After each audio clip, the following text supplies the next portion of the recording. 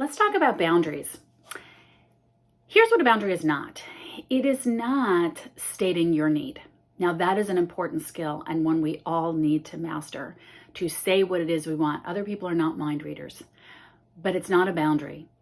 Why do I say it's not a boundary? Because we can say what we want and that need cannot be met. And oftentimes what will happen is when that need isn't met, people will get angry and resentful and they will say, they crossed my boundary. But that's not what happened, because a boundary can't be crossed. A boundary is an energetic, invisible field around you. It comes from the inside. It is not something that is laid outside of you or as a result of what someone else is doing or saying.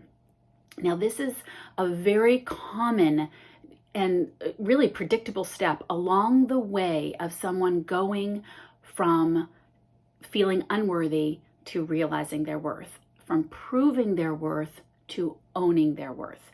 And before I say anything else, don't freak out, because most high achieving women do not understand that they're running on an unconscious unworthiness program. And it makes them a little angry when I say it, because they'll say, but I'm doing great things. I'm out in the world. I kick ass and take names. I am worthy. It's not me. I don't think that I have an unworthy program. I like myself. It's these people that are doing this. And here's how we know if we have an unconscious unworthiness program. If we find ourselves arguing about our position, justifying ourselves, trying to get other people to validate it, defending it, and being resentful and angry when they don't, we know that we have an unconscious unworthiness program running. How do we know? By asking yourself the simple question, well, what would someone who was worthy do right now in this situation? How would someone who is worthy handle this? I guarantee you, someone who is worthy is not wasting their breath arguing, justifying, defending, or explaining themselves to someone else, because someone who is worthy doesn't have to. They know it in themselves, and it's okay, whatever the people around them are doing or not doing as a result.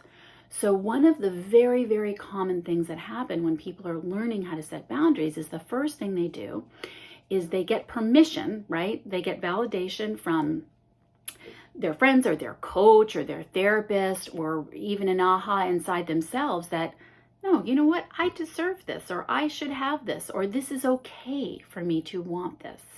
And so they will declare that. They go out and they say, no, I need you to do this.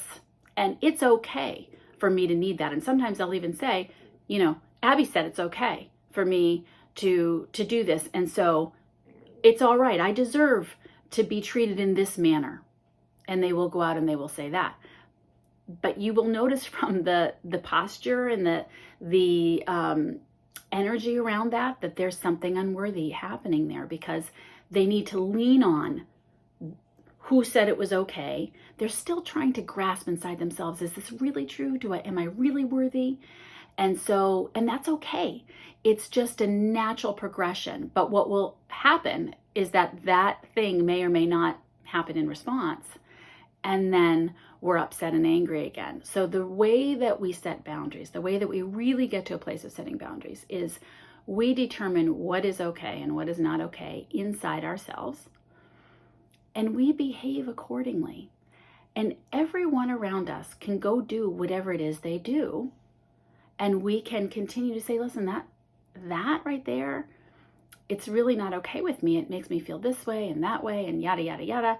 And we can continue to do that, or we can just observe what's happening around us and check in with what's happening inside us, make a decision about whether or not it's okay or it's not okay, and then make our choice of our behavior accordingly.